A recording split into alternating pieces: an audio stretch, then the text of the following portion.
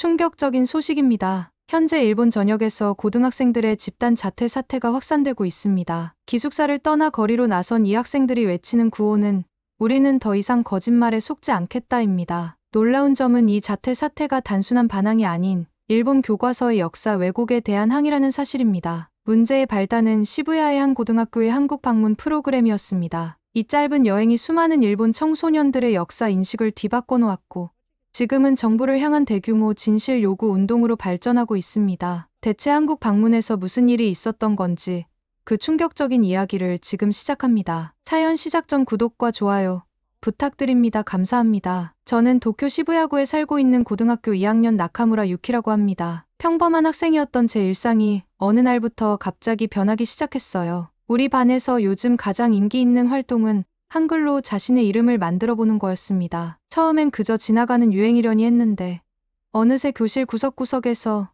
나는 이런 한글 이름을 지었어 하는 이야기가 들려왔죠. 유키, 너도 한글 이름 만들었어? 카나코는 하늘이라는 이름을 지었대. 교실 앞자리에 아오이가 웃으며 물었습니다. 저는 머뭇거리다 작은 목소리로 대답했어요.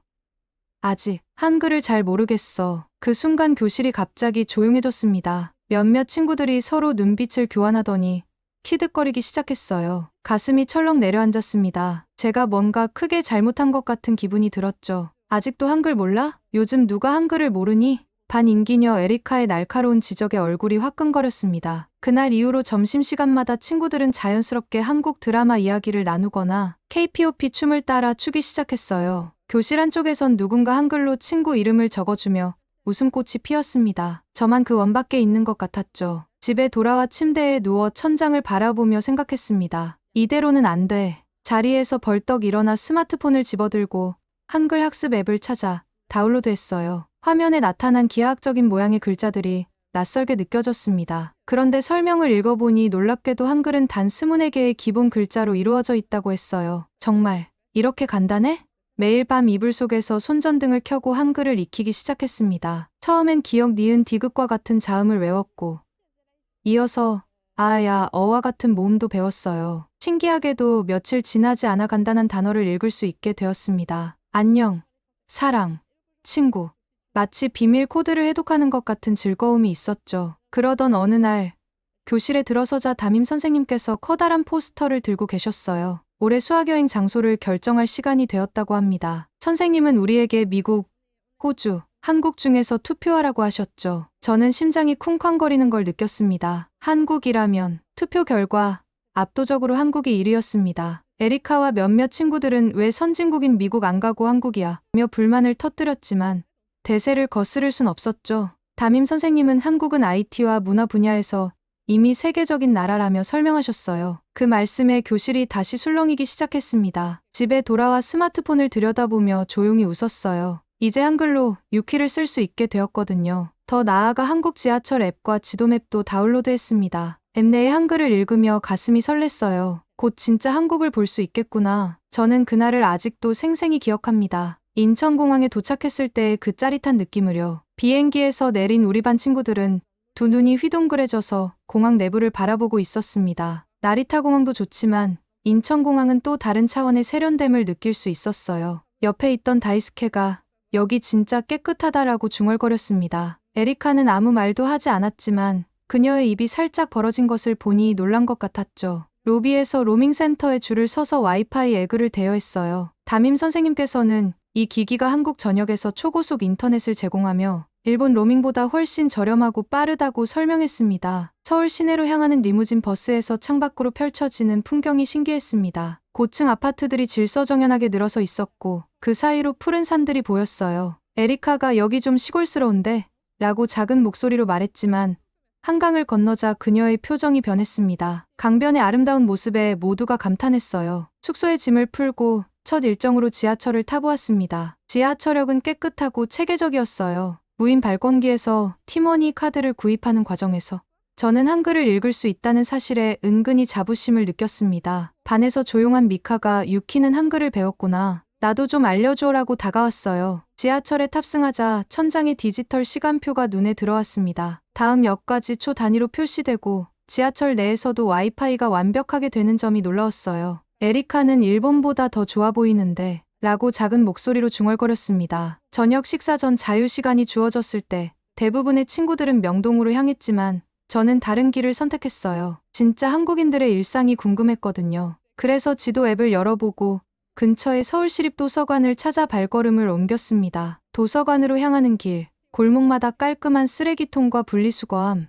노란 점자 블록, 테이크아웃 줄을 선 손님들 모습이 눈에 들어왔어요. 일본과 비슷하면서도 묘하게 다른 풍경이었죠. 도서관 입구에 도착했을 때 가슴이 두근거렸습니다. 이곳에서 무엇을 발견하게 될까? 유리문을 밀고 들어가자 쾌적한 공기와 함께 책 냄새가 코끝을 스쳤어요. 도서관 내부는 상상했던 것보다 훨씬 현대적이고 쾌적했습니다. 무엇보다 눈길을 끈 것은 입구 근처의 무인 대출 시스템이었어요. 한국 드라마에서 봤던 그 장면이 현실로 눈앞에 펼쳐진 거죠. 사람들이 자신의 카드를 기계에 대고 책을 스캔한 다음 몇 초 만에 대출 처리를 완료하는 모습이 신기했습니다. 드디어 도서관 안쪽으로 들어갔어요. 벽면에 설치된 한글 창제와 세종대왕 특별 전시가 눈에 들어왔습니다. 전시장 입구에는 한글 자음과 모음이 크게 전시되어 있었고 각 글자가 어떻게 발음 기관의 모양을 본떠 만들어졌는지 설명하는 그림도 있었어요. 한글이 단순히 문자가 아니라 과학적으로 설계된 시스템이라는 사실이 놀라웠습니다. 세종대왕의 초상화와 함께 훈민정음 해례본의 복제본을 보며 해설을 읽었습니다. 세종대왕은 백성들이 쉽게 글을 배워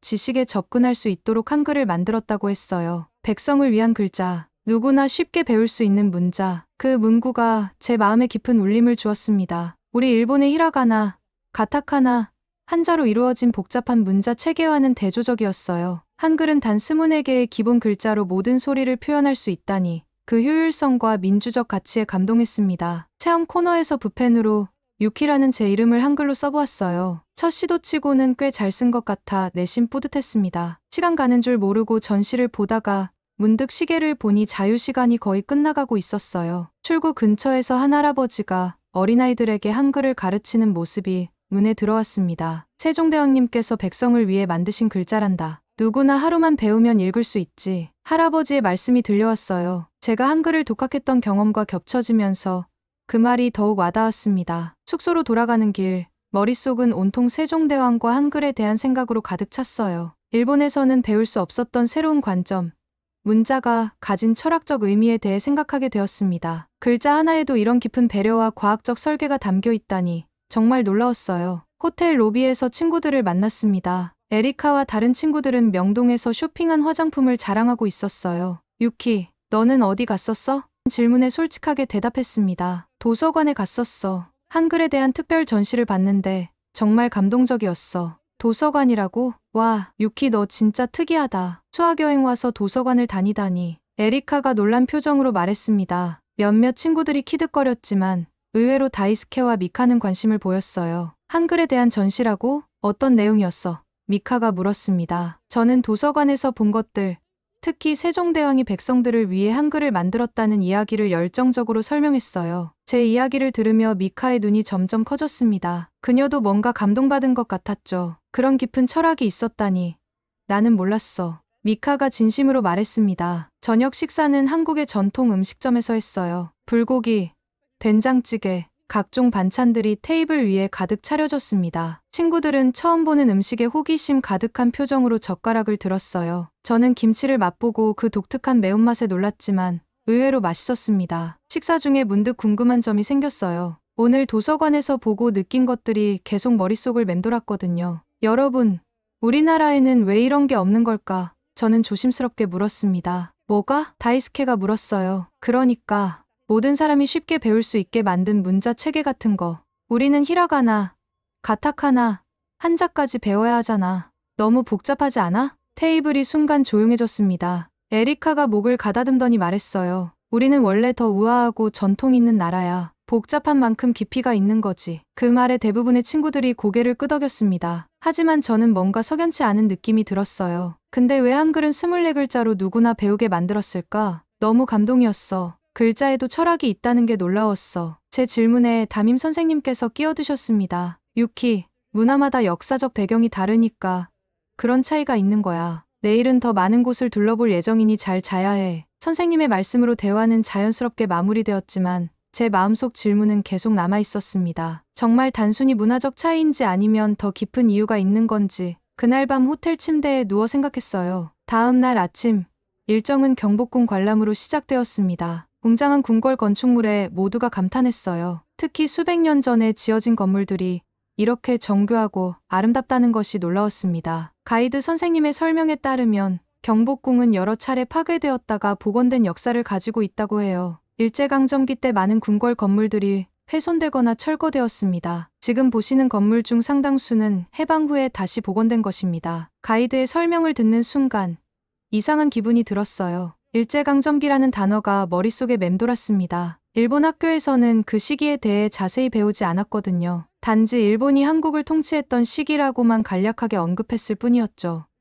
혹시 일제강점기에 대해 더 자세히 설명해 주실 수 있을까요? 저는 조심스럽게 가이드에게 물었습니다. 가이드는 잠시 당황한 듯했지만 곧 차분한 어조로 말씀하셨어요. 그건 좀 복잡한 역사예요. 오늘 오후에 예정된 서울 아카이브 센터 방문해서 더 자세히 보실 수 있을 겁니다. 점심 식사 후 우리는 버스를 타고 서울 아카이브 센터로 향했습니다. 버스 안에서 에리카가 제게 다가와 작은 목소리로 물었어요. 왜 그런 걸 물어봤어? 불편한 주제인 거 알잖아. 저는 솔직하게 대답했습니다. 알고 싶어서. 우리가 배우지 못한 역사가 있는 것 같아서. 에리카는 무슨 말을 하려다가 입을 다물었어요. 그녀의 눈에 복잡한 감정이 스쳐 지나가는 것을 느꼈습니다. 서울 아카이브 센터에 도착했을 때 저는 가슴이 두근거렸습니다. 이곳에서 어떤 진실을 만나게 될지 예감이 왔기 때문이었죠. 현대적인 건물 내부로 들어서자 정돈된 전시 공간이 눈에 들어왔습니다. 그리고 그곳에서 제 인생을 바꿀 전시물들을 마주하게 되었어요. 서울 아카이브 센터는 생각보다 훨씬 현대적이고 세련된 공간이었습니다. 유리와 콘크리트로 지어진 건물 내부는 마치 미래에 와 있는 듯한 느낌을 주었어요. 입구에서 우리는 몇 개의 그룹으로 나뉘어 센터 내부를 관람하기로 했습니다. 저는 미카, 다이스케와 같은 조가 되었어요. 여러분, 이곳은 서울의 역사적 기록물들을 보존하고 전시하는 곳입니다. 자유롭게 둘러보시고 1시간 후에 로비에서 만나겠습니다. 가이드의 안내가 끝나자 각 그룹이 흩어졌습니다. 에리카와 그녀의 친구들은 현대 서울의 발전상을 다룬 전시관으로 향했고 저희 셋은 특별 전시실로 발걸음을 옮겼어요. 이게 뭐지? 다이스케가 물었어요. 일제강점기 관련 전시인 것 같아. 제가 대답했습니다. 전시실 문을 열고 들어서자 차분한 조명 아래 다양한 사진과 문서, 영상 자료들이 전시되어 있었어요. 첫 번째 섹션은 강제병합이라는 제목이 붙어 있었습니다. 사진 속에는 일본 군인들이 조선 궁궐을 점령하는 모습, 강제로 체결된 조약 문서, 저항하는 조선인들의 모습이 담겨 있었어요.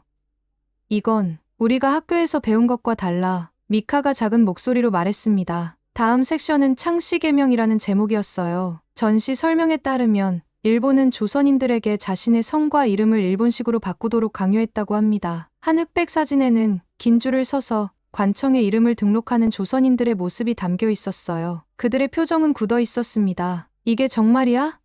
다이스케가 믿기지 않는다는 듯이 물었습니다. 전시 한쪽에 설치된 터치스크린에는 창씨 개명된 이름들과 원래 이름이 나란히 전시되어 있었어요. 손가락으로 화면을 쓸어내리며 수백 개의 이름을 보는데 가슴이 묵직해졌습니다. 이건 단순한 이름 변경이 아니라 정체성을 빼앗는 행위였다는 것을 직감적으로 느꼈어요. 더 걸어가자 강제징용이라는 섹션이 나왔습니다. 탄광과 공장에서 강제 노동을 하는 조선인들의 사진, 일본으로 끌려가는 젊은이들의 모습, 열악한 환경에서 작업하는 장면들이 전시되어 있었어요. 특이한 영상 자료가 제 시선을 사로잡았습니다. 그것은 생존자의 증언 영상이었어요. 90대로 보이는 할아버지께서 당시 경험을 이야기하고 있었습니다. 16살에 끌려갔지요. 탄광에서 하루 12시간씩 일했습니다. 밥도 제대로 못 먹고 많은 친구들이 죽어갔어요. 지금도 그 시절 생각하면 가슴이 아픕니다. 영상 속 할아버지의 눈에 눈물이 고였습니다. 저도 모르게 제 눈에서도 눈물이 흘렀어요. 일본 학교에서는 이런 이야기를 한 번도 들어본 적이 없었습니다. 어떻게 이런 중요한, 아픈 역사를 우리에게 가르치지 않을 수 있었을까요? 마지막 섹션은 위안부라는 제목이 붙어 있었어요. 읽기도 전에 다이스케가 갑자기 고개를 돌렸습니다. 난 밖에서 기다릴게. 그가 서둘러 전시실을 나가는 모습을 보며 뭔가 더 끔찍한 진실이 있음을 직감했습니다. 미카와 저는 천천히 전시물을 살펴보기 시작했어요. 그리고 점점 더 충격적인 사실들을 마주하게 되었습니다. 젊은 소녀들이 일본군에게 끌려간 이야기, 그들의 증언과 사진, 수십 년간 계속된 정의를 위한 투쟁, 모든 것이 너무 고통스럽고 견디기 힘들었어요. 미카는 이미 울고 있었고 저 역시 떨리는 손으로 전시 설명을 읽어 내려갔습니다. 왜 우리는 이걸 몰랐지? 목이 메어 제대로 말이 나오지 않았어요. 전시실에서 나왔을 때 저와 미카는 한동안 아무 말도 할 수 없었습니다. 밖에서 기다리고 있던 다이스케도 침묵에 잠겨 있었어요. 우리 셋은 그저 로비 벤치에 나란히 앉아 생각에 잠겼습니다. 유키, 다이스케가 마침내 입을 열었습니다. 내가 처음부터 궁금해했던 이유를 이제 알겠어. 우리가 알고 있던 것과 실제 역사가 다르구나. 미카가 작은 목소리로 덧붙였어요. 학교에서는 이런 것 하나도 안 가르쳐줬어.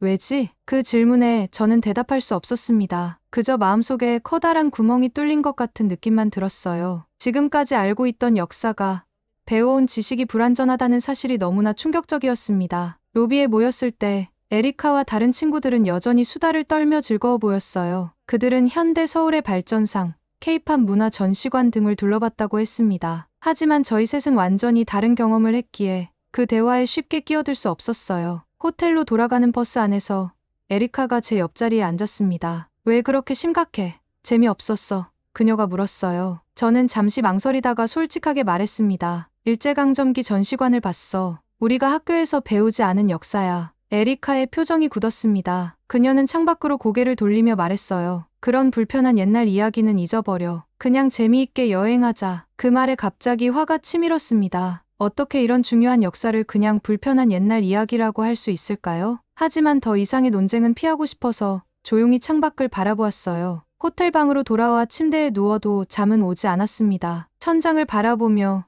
오늘 본 전시의 이미지들이 계속 머릿속을 맴돌았어요. 강제징용 당했던 할아버지의 눈물, 창씨개명 문서들, 위안부 할머니들의 증언, 이런 역사적 사실들이 어떻게 교과서에서 제외될 수 있었는지 이해할 수 없었습니다. 노트북을 열고 일본어로 일제강점기를 검색했어요. 나오는 정보들은 대부분 간략하고 중립적인 어조였습니다. 식민 통치, 개발, 근대화 같은 단어들이 주로 보였죠. 그러나 오늘 본 전시는 그런 단어들로는 결코 설명할 수 없는 깊은 아픔과 상처를 담고 있었습니다. 검색 결과 중 일본 역사 교과서 논쟁이라는 제목의 링크가 눈에 들어왔어요. 내용을 읽어보니 일본의 역사 교과서가 침략, 역사와 전쟁 범죄에 대해 축소하거나 미화한다는 비판이 있다는 내용이었습니다. 특히 한국, 중국 등 아시아 국가들에서 이에 대한 항의가 있었다고 했어요. 그때 노크 소리가 들렸고 미카와 다이스케가 찾아왔습니다. 세 명은 오늘 본 전시에 대한 깊은 대화를 나누었어요. 학교에서 배운 역사가 불완전하고 편향되어 있다는 점,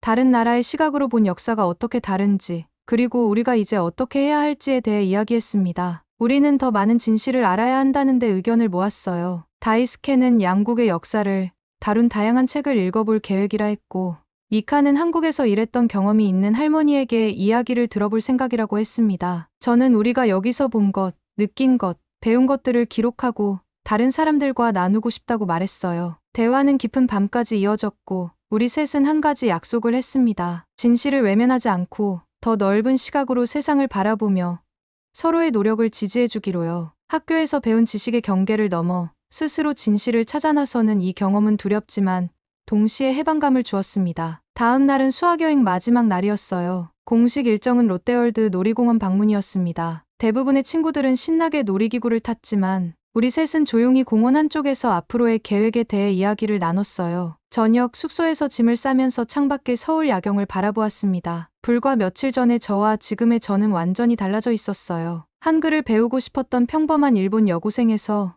이제는 역사와 진실에 대한 깊은 질문을 품게 된 사람으로 변해 있었습니다. 한국에서의 마지막 밤, 이 여행이 제 인생의 전환점이 될 것이라는 강한 예감이 들었어요. 다음 날 아침, 인천공항으로 가는 버스에서 에리카가 제 옆자리에 앉았습니다. 의외로 그녀는 할아버지가 예전에 조금 들려주었던 역사적 이야기들을 털어놓았어요. 그동안 불편해서 생각하고 싶지 않았다고 고백했습니다. 저는 불편하더라도 우리가 알아야 할 것들이 있다고, 그래야 같은 실수를 반복하지 않을 수 있다고 말했어요. 에리카가 천천히 고개를 끄덕이는 모습을 보며 변화는 이렇게 한 사람씩, 한 대화씩 시작된다는 것을 깨달았습니다. 도쿄로 돌아온 첫날, 창밖으로 내리는 비를 바라보며 생각에 잠겼습니다. 불과 5일 전과 같은 풍경인데 제 눈에 비치는 세상은 완전히 달라져 있었어요. 한국에서 보고 느낀 모든 것들이 마음속에 새로운 물음표를 남겼습니다. 일기장을 펼쳐 제 생각을 정리하기 시작했어요. 학교에 돌아가자 친구들은 모두 한국 여행 이야기로 떠들썩했습니다. 대부분 쇼핑한 화장품이나 맛있는 음식에 대해 이야기했지만 저는 달랐어요. 친구들이 물었을 때 솔직하게 대답했습니다. 세종대왕의 한글 창제 정신과 역사 전시가 가장 인상적이었어. 그날 오후 역사 수업 시간이었습니다. 선생님의 설명 중 한국에 대한 언급이 너무 간략해서 손을 들었어요. 선생님, 창씨 개명은 왜 했던 건가요? 선생님은 당황하셨고 그건 교과 과정에 포함되지 않아요 라고 하셨습니다. 수업 후 찾아가 더 물었지만 선생님은 역사는 복잡해. 도서관에서 더 찾아보는 게 좋을 거야 라며 조심스럽게 말씀하셨어요. 그날 저녁 집에서 인터넷 검색을 시작했습니다. 한글을 조금 읽을 수 있게 된 덕분에 한국 자료도 번역기를 이용해 볼 수 있었죠. 읽으면 읽을수록 우리 교과서에 누락된 역사적 사실들이 너무나 많다는 것을 깨달았어요. 주말, 미카와 다이스케를 만나 대화를 나눴습니다. 우리는 알게 된 사실을 어떻게 공유할지 고민했어요. 결국 읽는 소녀 유키의 기록이라는 제목으로 간단한 블로그를 시작하기로 했습니다. 처음에는 한글 학습 과정과 세종대왕의 한글 창제 정신에 대해 썼어요. 놀랍게도 많은 사람들이 관심을 보였습니다. 특히 나도 한글에 관심 있어. 세종대왕의 철학이 정말 대단하네와 같은 댓글들이 이어졌어요. 용기를 얻어 역사적 진실에 대해서도 조심스럽게 글을 올렸습니다. 일부 사람들은 불편해했지만 더 많은 이들이 응원해 주었어요. 에리카도 처음에는 반대했지만 내 용기가 대단해라며 지지해 주었습니다. 우리의 작은 움직임이 학교에서도 화제가 되었고 마침내 역사 선생님도 교과서가 다루지 못하는 부분을 학생들이 스스로 찾아가는 모습이 인상적이라고 말씀하셨어요. 한국 방문 6개월 후 우리는 한국 고등학생들과 온라인 교류회를 시작했습니다. 서로의 학교 생활과 문화에 대해 이야기하며 많은 오해가 풀리는 시간이었어요. 그들의 성숙한 태도와 역사를 바라보는 균형 잡힌 시각에 다시 한번 감동했습니다. 1년이 지난 지금 저는 진로를 고민하다 국제관계학을 공부하기로 결심했어요. 특히 한국과 일본 사이의 문화교류에 기여하고 싶었죠. 한국 방문은 제 인생의 전환점이 되었어요. 단순한 문자 학습으로 시작했지만 한글 속에 담긴 철학, IT 강국의 현대적 면모, 그리고 아픔을 딛고 일어선 역사까지 한국의 다양한 모습에서 깊은 감동을 받았습니다. 한국을 방문하길 정말 잘했어요. 세종대왕의 한글에서 배운 포용의 정신, 과거의 아픔을 직시하는 용기, 그리고 미래를 향한 끊임없는 혁신까지. 이 모든 가치들은 제 삶의 나침반이 되었습니다. 오늘 사연은 여기까지입니다. 세종대왕의 한글 창제 정신과 역사적 진실을 마주한 한 소녀의 깨달음. 대한민국의 기술력과 문화적 힘을 다시 한번 확인할 수 있었습니다. 오늘 사연에 대한 여러분의 생각을 댓글로 남겨주세요. 감동뭉클에서는 여러분의 소중한 마음을 모아 사연 주인공들에게 전해드리고 있습니다. 여러분 주변에 감동적이거나 재미있는 실제 사연들을 제보받고 있으니 언제든 저희 공식 메일로 제보해주세요. 오늘 들려드린 사연에 공감하셨다면 구독과 좋아요 눌러주시고 주변 분들과도 공유해주세요. 여러분의 작은 관심과 응원이 더욱 좋은 콘텐츠를 만드는 데 큰 힘이 됩니다. 오늘도 여러분의 하루의 작은 즐거움이라도 되었기를 바라며 지금까지 감동뭉클이었습니다. 끝까지 시청해주셔서 감사합니다. 다음에 더 감동적인 사연으로 찾아뵙겠습니다.